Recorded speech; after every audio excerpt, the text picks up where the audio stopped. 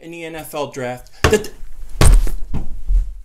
Hey, make us lunch. We're hungry. Yo, everybody, how you doing?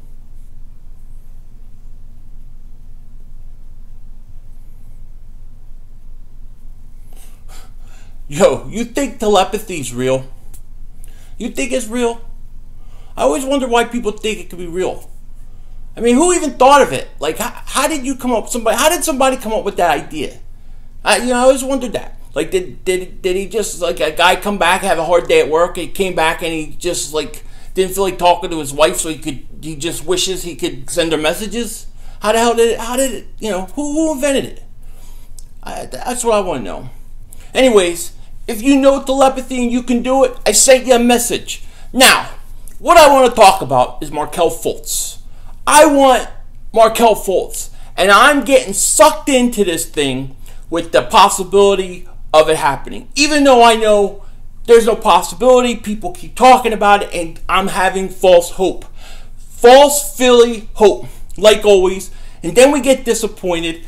Then it seems like we're not happy with what we got, even though we may be happy. It's just that we had our hopes so high that we were going to get this other guy. Now, I just had to go through this in the NFL draft. It took me 2 weeks to get over it, and now I'm going to have to go through this again in the NBA because I know I'm already getting suckered into this. There's no way Boston is going to skip Markelle Fultz. There's no way. They're going to take him. Maybe they'll trade the pick. Maybe. I mean, they're not going to just get up there and take Josh Jackson. Why would they do that? If they're going to take him, don't you think they would just trade back? I mean, it makes no sense. They're going to take Fultz, or we're going to have to trade for him. Now, if we trade for him, I'm not giving Boston the Kings pick, the Lakers pick, the Sixers pick the next few years. I'm not giving everything away.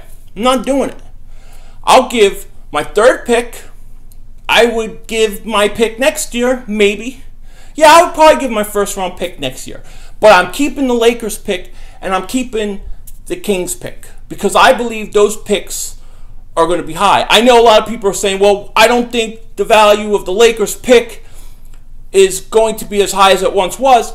But I will remind that person or whoever said that, because I've heard it on the radio, is that the last 2-3 years, that's what people said. After after the Lakers took D'Angelo Russell, that's what they said. After they took Ingram, that's what they said. And look where they're at.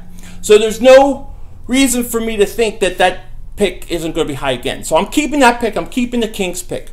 But I'll give them my first two picks. I mean, I'll give them my third pick this year. I'll give them a first next year. And I'll throw in Dario Saric. Now, I love Saric. I know a lot of people love Saric, but I don't see how you can do this without giving him up, because they're probably going to want him. I don't think they're going to want anybody else on the roster. I mean, if I can do it and keep Saric, yeah, I would do it. Let me think about this.